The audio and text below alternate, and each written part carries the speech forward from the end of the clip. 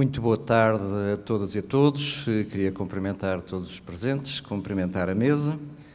Um agradecimento muito especial ao honroso convite que me foi feito pelo Ministério da Saúde do Brasil, na pessoa do Dr. Eider Pinto.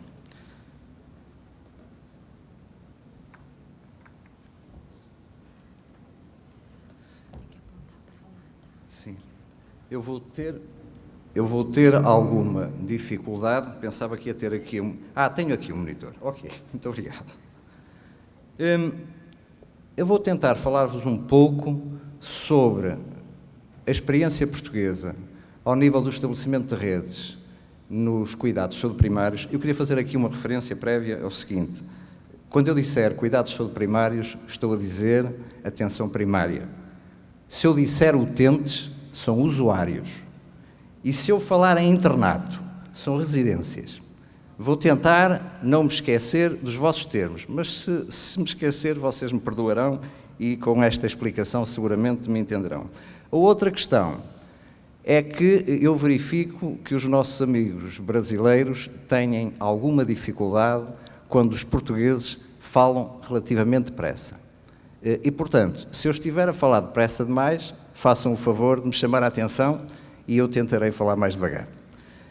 Como estava a dizer, eu vou tentar falar-vos aqui um pouco e dar-vos testemunho da nossa experiência ao nível da constituição da organização de redes na atenção primária e, muito especialmente, num processo de reestruturação, de reforma que temos vindo a desenvolver em Portugal, essencialmente, operacionalmente, a partir de 2005.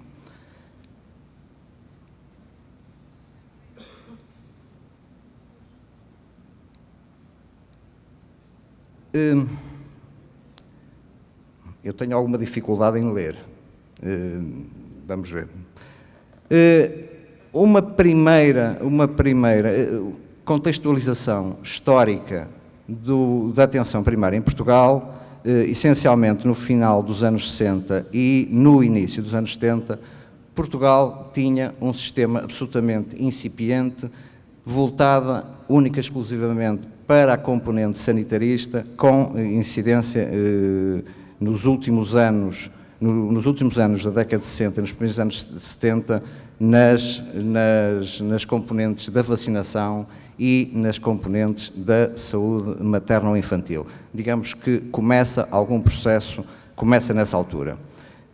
Só para terem uma noção, nós tínhamos uma taxa de mortalidade infantil de 58,6, isto,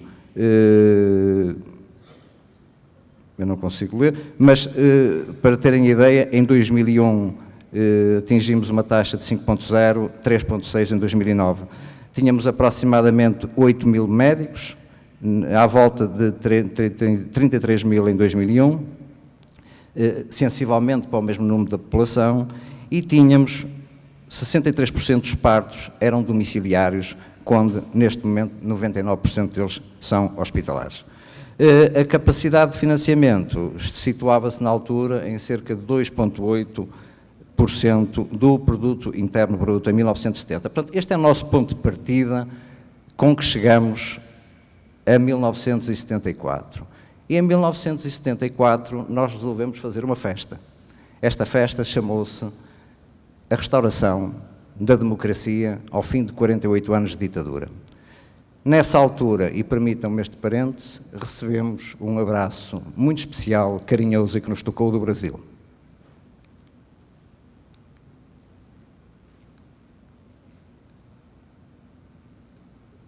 Bom, o abraço foi este e que muito nos sensibilizou. Seguramente que todos o conhecem.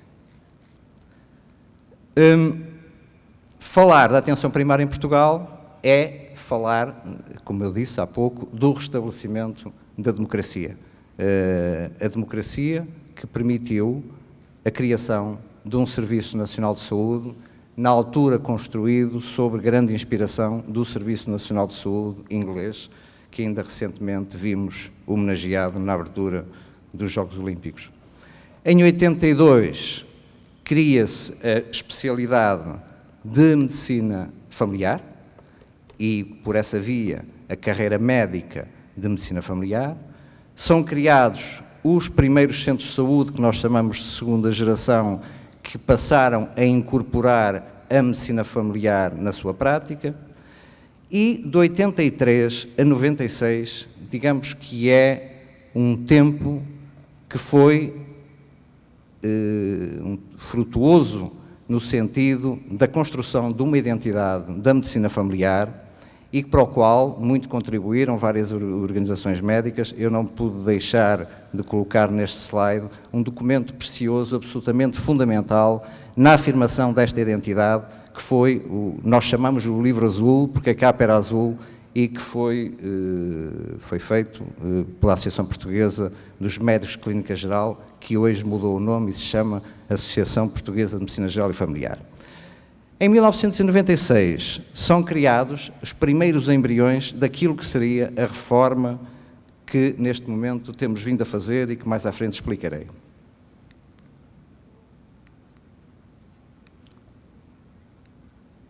Estou aqui alguma dificuldade. Muito rapidamente, 2005 é criada uma unidade de missão para os cuidados subprimários no sentido de operacionalizar essa mesma reforma. Em 2006 são criadas as primeiras unidades de saúde familiar. 2007 temos 100 unidades de saúde familiar no terreno a funcionar. Em 2009 inicia-se a reorganização dos centros de saúde que já existiam, através da sua agregação para efeitos de gestão. 2011, uma crise económica que todos devem ter ouvido falar, que neste momento preocupa de sobremaneira a Europa e muito particularmente Portugal, também Espanha, Grécia e Irlanda.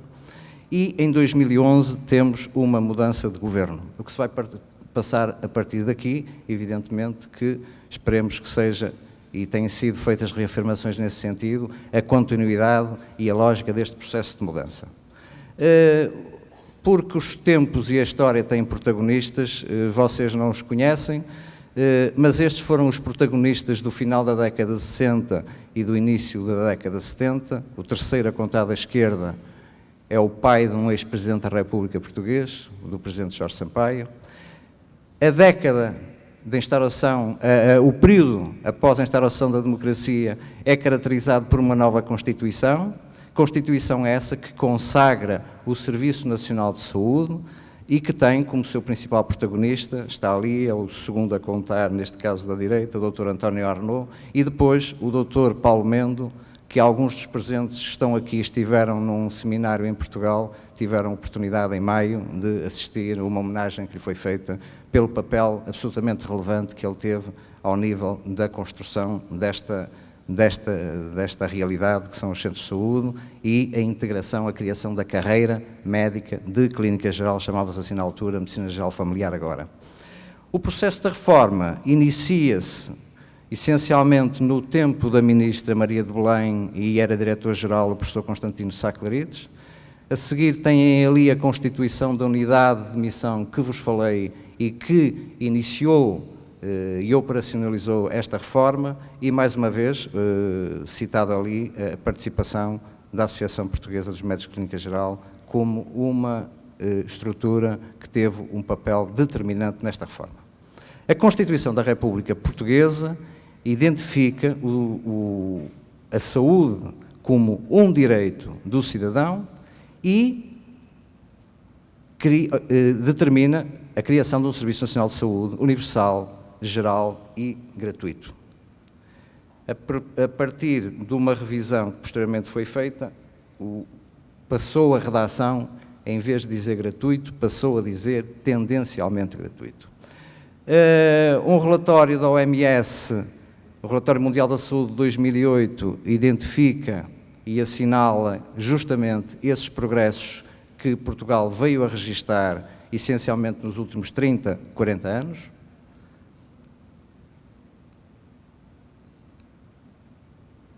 Ainda nesse relatório, e sobre as reformas da liderança, recomenda-se que reformas que substituam o comando de controle autoritário e o laissez-faire descomprometido do Estado por uma liderança com base na negociação participativa e inclusiva, exigida pela complexidade dos sistemas de saúde contemporâneos. Isto vinha muito na linha, em 2008, daquilo que nós tínhamos essencialmente iniciado em 2005, mas que era uma aspiração já do fim dos anos 90.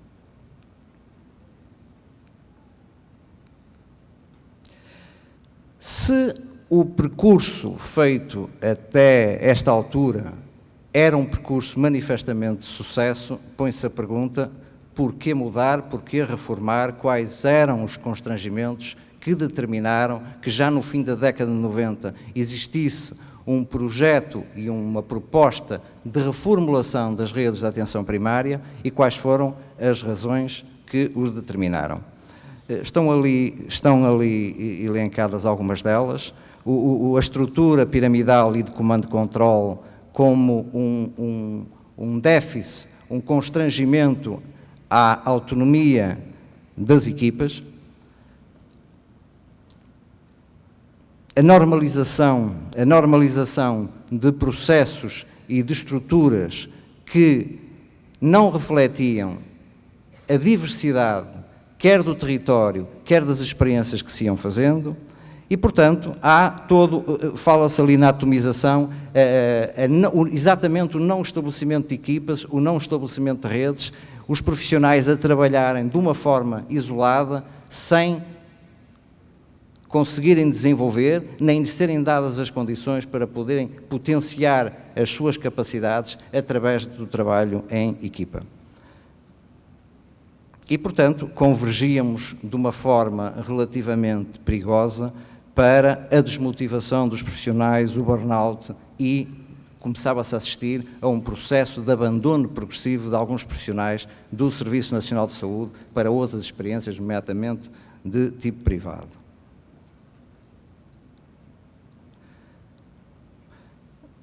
Nesta altura surge uma ideia consensual, ou mais ou menos consensual, de que tínhamos que evoluir para outro modelo de organização e que as estruturas, as equipas que se constituíam na base da prestação dos cuidados primários deviam constituir-se como um serviço de proximidade, pequeno na sua dimensão, leve na sua estrutura, simples na organização, afável na relação que estabelece com os utilizadores, os usuários, e de fácil contacto.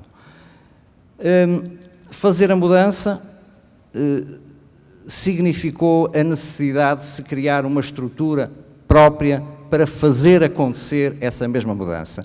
E esta necessidade de uma equipa criada com o objetivo de operacionalizar exatamente este problema surge muito pela constatação de que as estruturas formais do Ministério da Saúde, pelas suas agendas próprias, não são capazes de, por si, conseguir avançar e conseguir fazer acontecer exatamente este tipo de mudanças. O aparelho administrativo tem um peso muito grande, tem tradicionalmente resiste à mudança, sente-se em causa quando se tenta criar novos paradigmas de utilização e, portanto, foi decidido criar essa estrutura de missão que acabou por ter um papel absolutamente decisivo neste processo. Como princípios fundamentais desta reforma, digamos que ela é um processo de ruptura com a forma tradicional de conceber, transformar, organizar, gerir e prestar cuidados de saúde, e que esta nova organização se vai exatamente constituir através de redes de pequenas equipas, multiprofissionais, esta é uma inovação que pela primeira vez acontece, descentralizadas, voluntárias, com caráter estrutural permanente e orientadas para a prestação de cuidados de saúde familiar. São, então, as unidades de saúde familiar que são criadas como primeira iniciativa visível, palpável, desta reforma de 2005. São unidades elementares, individuais, que prestam cuidados individuais e familiares, que assentam em equipas multiprofissionais constituídas por médicos, enfermeiros e secretários clínicos. e que podem ser organizados em 3 modelos que, se depois no debate quiserem, poderemos falar sobre isso. A missão das unidades de saúde familiar, prestação de cuidados de saúde personalizados a uma população que se inscreve em lista familiar de uma determinada área geográfica e que devem estas OSFs garantir a acessibilidade, a globalidade, a qualidade e a continuidade dos cuidados. A chave mestra do sucesso e do desempenho destas unidades é claramente o trabalho em equipa. Como disse, a adesão a estas OSFs é voluntária, as equipas escolhem-se, os seus elementos, o que determina a partida e possibilita alto grau de coesão das equipas, e são, em média, as OSFs têm 7 médicos, 7 enfermeiros e 6 secretários clínicos. Têm autonomia organizativa, funcional e técnica. Contratualizam obrigatoriamente uma carteira básica de serviços. E a contratualização é o processo-chave na relação destas unidades com a administração. Tem que construir um plano de ação com objetivos e metas contratualizadas anualmente. Ainda como características inovadoras, através de uma avaliação periódica, estas unidades são obrigadas a prestar contas do seu desempenho e têm, se assim o quiserem, um sistema retributivo sensível à carga de trabalho e ao desempenho. Aquilo que habitualmente na literatura e com algumas polémicas se chama o pagamento por desempenho. Nós preferimos dizer que o sistema é sensível ao desempenho, porque este pagamento por desempenho é feito de uma forma mista, isto é, há uma base salarial fixa para todos e a partir exatamente da avaliação desse desempenho e do atingimento de determinado tipo de metas ou superação contratualizadas, estes profissionais e estas equipas têm direito a incentivos sensíveis, portanto, a esse mesmo desempenho. E por esta via encerram estas unidades em si uma grande capacidade de autorregulação. Os próprios elementos, né, porque integrados em equipa e porque a equipa comprometida com metas que lhes podem eventualmente ser o seu atingimento, verem reconhecidos o atingimento dessas metas com determinado tipo de incentivos e de prémios, isto constitui em si próprio ou atribui a estas equipas uma enorme capacidade de autorregulação absolutamente pacífica dentro das equipas e por todos assumida.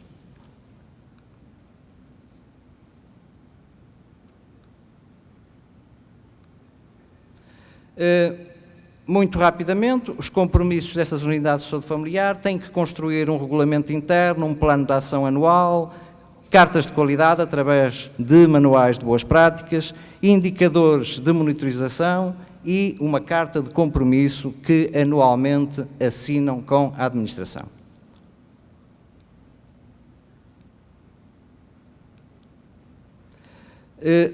Quando eu falei há pouco numa carteira básica de serviços, que é obrigatória para todas as unidades de saúde familiar, a carteira básica de serviços é isto que vocês aqui veem.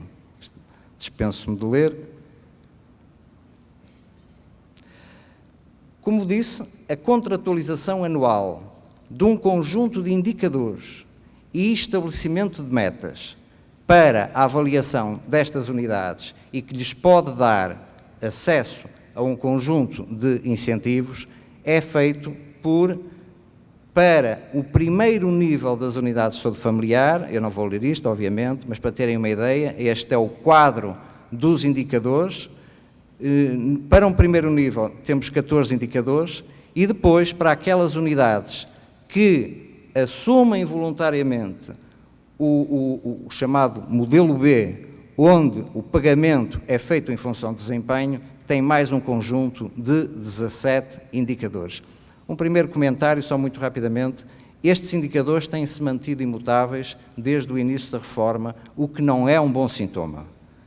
a partir do momento que são atingidas metas e níveis de altíssimo desempenho, seria desejável que os indicadores fossem mudados no sentido de não focalizarem a prática clínica sempre nas mesmas ações.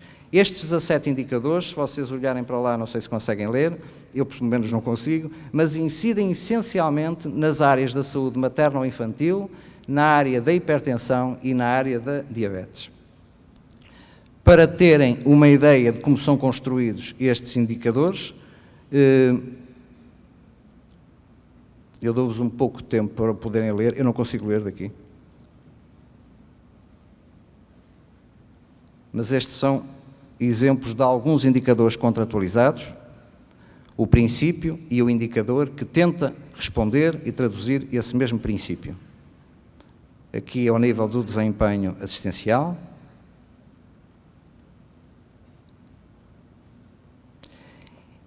Uma das preocupações, eu quero-vos dizer desde já que o modelo B das unidades de saúde familiar, aquele em que o salário é sensível ao desempenho, tem sido um sucesso em Portugal. Tem sido um sucesso e tem sido procurado pela esmagadora maioria das unidades de saúde familiar. Podemos dizer que, excetuando uma ou duas, quase todas as unidades de saúde familiar, a partir do momento que iniciam o seu percurso, querem atingir este estatuto mais maduro, mais exigente, mas querem assumir este risco compartilhado com a administração. Evidentemente que há alguns perigos neste processo.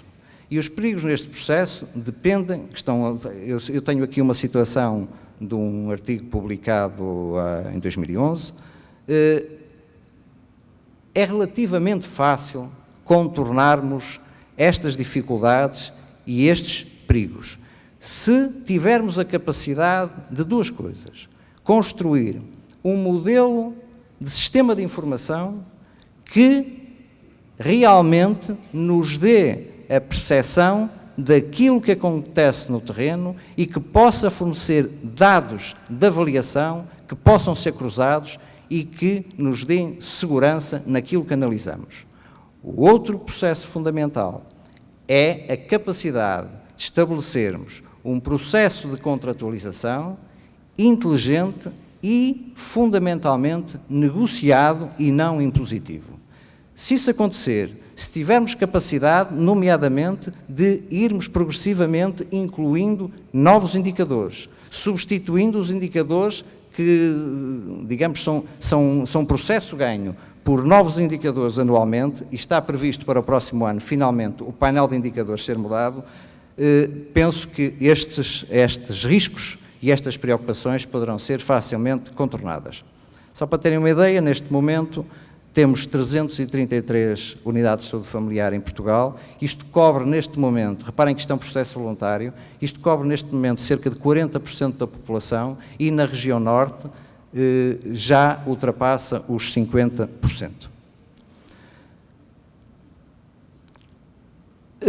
Esta reforma, a partir de 2008 e 2009, tenta dar um novo impulso e, percebendo, evidentemente, que a atenção primária não se esgota de forma nenhuma na saúde familiar, há a necessidade de envolver as outras componentes e de construir outras unidades e dar um corpo de organização em rede, definir uma matriz comum para podermos organizar todas estas unidades.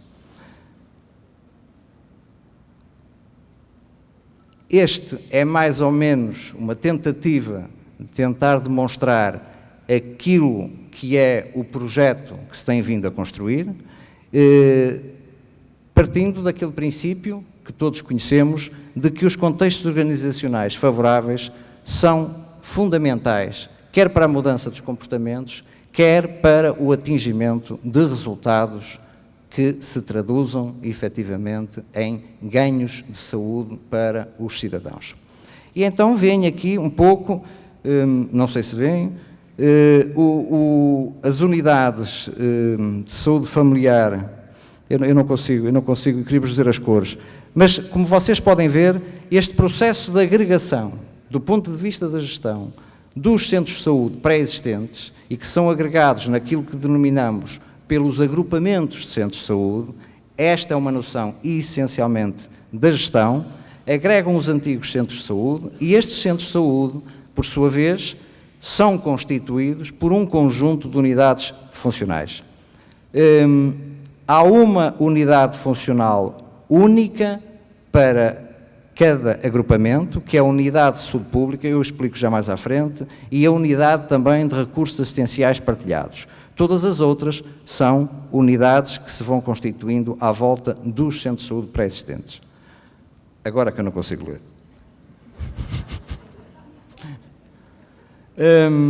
Vou-me socorrer de uns slides que eu ia passar à frente, agora já não vou passar à frente. Uma destas unidades, para além das unidades de saúde familiar, é a unidade de cuidados na comunidade. São unidades dirigidas por enfermeiros e que se destinam essencialmente ao apoio a pessoas, famílias e grupos mais vulneráveis. Têm essencialmente uma missão de prestação de cuidados no domicílio. A outra unidade, a unidade de saúde pública, há uma por cada agrupamento, deve-se constituir essencialmente como um observatório epidemiológico da saúde na área geográfica a que pertence o agrupamento. Tem tarefas de vigilância epidemiológica, de proteção da saúde da população em geral e também tem funções de autoridade de saúde na região onde se insere. É composta por médicos de saúde pública, enfermeiros de saúde pública e técnicos de saúde ambiental.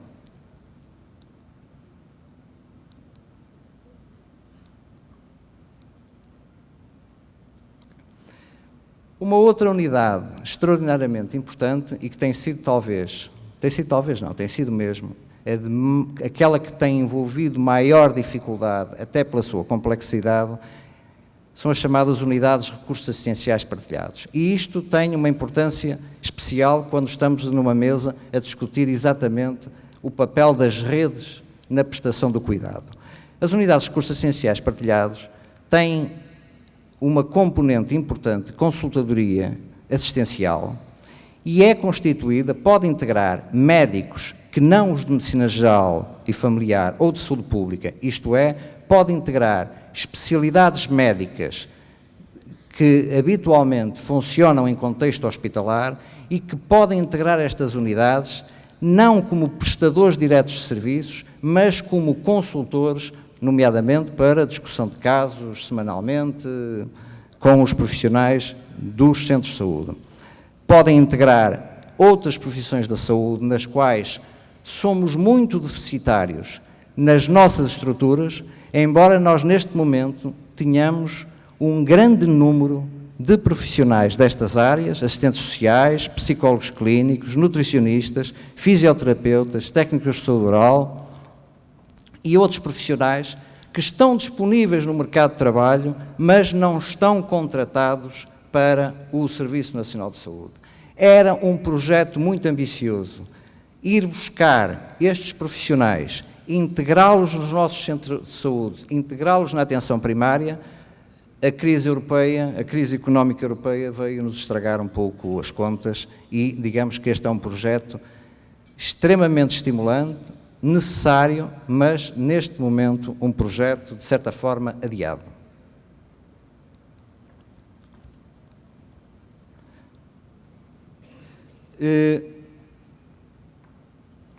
Ao fim e ao cabo, um pouco o objetivo desta transformação organizacional tem a ver exatamente com isto. Mudar este paradigma que nós tínhamos de um processo que nasce nos órgãos mais altos, superiores da administração e que, numa lógica de comando e controle, segue até à periferia, não lhe dando qualquer oportunidade de criar, de inovar, de discutir, de tentar fazer diferente em função do conhecimento que as estruturas periféricas e do terreno têm das necessidades das pessoas. E, portanto, dizíamos e escrevíamos na altura que o Serviço Nacional de Saúde, para continuar a desempenhar o seu papel social insubstituível, necessita de superar definitivamente esta lógica de comando-controle, que é uma característica da administração pública. E, portanto, o desafio era passar desta lógica. Eu tenho que ter desconto no tempo por esta dificuldade aqui do comando. E, portanto, o paradigma que havia, o novo paradigma era exatamente este. Descongelar na periferia e perceber que a interface entre o cidadão e os serviços seria o ponto onde deveria convergir todo um conjunto de iniciativas, de criatividade e que, num processo bionívoco, digamos assim, entre a administração e estas pequenas equipas funcionais, unidades funcionais na periferia, era importante, de facto, descongelar estas iniciativas e fazer com que houvesse, da parte da administração, um processo de apoio às iniciativas validadas dos próprios profissionais.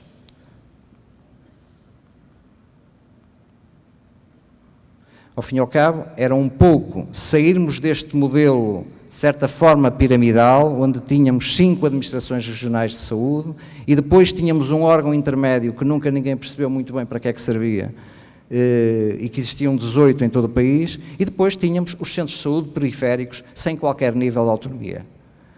Passar daqui, o objetivo, para aqui, se isto passasse para a frente. Exatamente. Esta era a mudança. Acabar com o órgão intermédio que viam ali, aqueles 18 órgãos, e criar estas equipas e estas redes de cuidados ao nível periférico, integrando aquelas unidades funcionais que vos falei atrás. Vou passar à frente. Eu gostava de ler este slide, porque faz um pouco o paralelismo entre o que se verificava nos antigos centros de saúde e o que se espera que verifique nos novos agrupamentos e que já se verifica em grande medida. Vocês conseguem ler? Conseguem? Eu é que não consigo. Mas dou-vos algum tempo para poderem ver um pouco. Só para terem uma dimensão, os agrupamentos de centro de saúde, a média, prestam serviços aproximadamente, um agrupamento médio a 150 mil habitantes, tem em média 32 unidades funcionais e agrega cerca de 400 profissionais. E presta cerca de 500 mil de consultas por ano. Como podem ver também, entre os máximos e os mínimos, há grandes assimetrias, e isto tem um pouco também a ver com a própria assimetria de distribuição da população em Portugal, onde a população está essencialmente litoralizada e o interior, eu acho alguma piada a falar em interior no Brasil, aquilo que nós chamamos de interior, para vocês é litoral, evidentemente, mas é a nossa realidade. Portugal tem cerca de 250 km de largura. Um outro desafio, e quando falamos em rede, tem a ver com este. Como integrar as unidades de saúde familiar. Há ali uma outra sigla, o CSP, que são unidades análogas, mas como o processo é voluntário, que não quiseram aderir a este processo de reforma. E, portanto, o desafio é, da parte da administração, dar-lhes as condições para que eles possam, de alguma forma, não o fazem completamente, mas que possam, de alguma forma, organizar-se segundo os princípios das USFs. Portanto, como passar da prestação dos cuidados de saúde familiar para os outros níveis de cuidado, nomeadamente os hospitais. E aqui tenho-vos a dizer que a nossa experiência não é boa. O estabelecimento de redes entre os cuidados primários, a atenção primária e os hospitais é um processo difícil. Há uma certa sobranceria tradicional do poderio hospitalar, e isto não tem sido um processo fácil, embora existam alguns bons exemplos, mas que têm muito a ver, essencialmente, com as lideranças locais.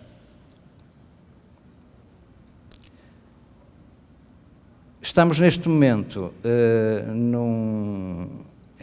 num processo de lançamento de uma plataforma de dados da saúde que pensamos que vai dar um grande salto em frente nesta possibilidade de, independentemente do local onde se encontramos, imaginem um usuário que se dirige a uma unidade porque está de férias, fora da sua área geográfica, o seu processo clínico poder ser acedido por qualquer profissional médico credenciado através desta plataforma, onde só constam os dados que o usuário permitiu que fossem partilhados. Ele tem que validar isto.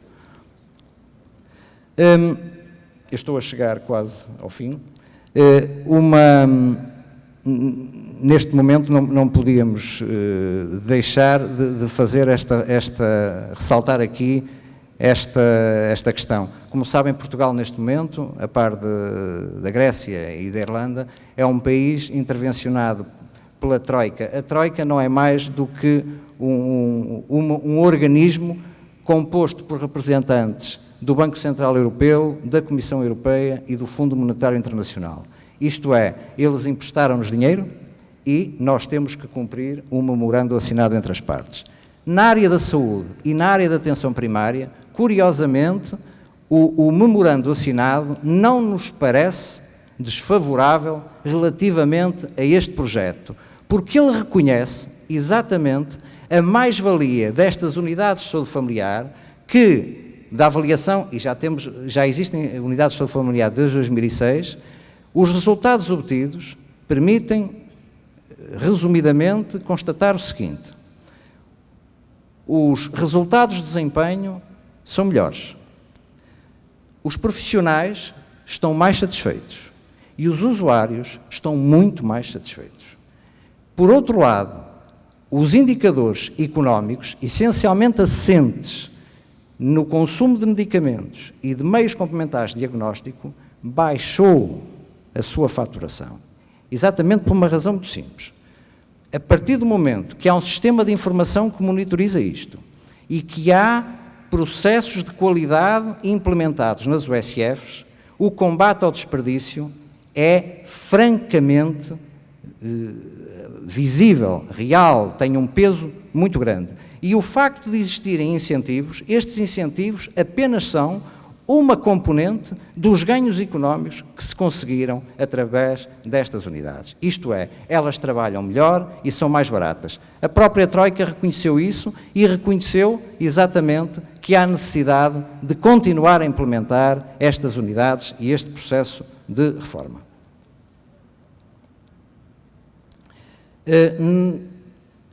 Achamos que faria sentido chamar aqui um artigo de 1971 de um velho GP britânico, Julian Tudor Hart, em que enunciou este princípio tão simples dos cuidados inversos, esta lei dos cuidados inversos, que diz justamente isto, que, de uma forma geral, os melhores cuidados estão onde são menos necessários face às necessidades específicas das populações. E diz também que, quanto mais se acentuam as lógicas e as regras do mercado, mais estas se agravam as iniquidades do acesso.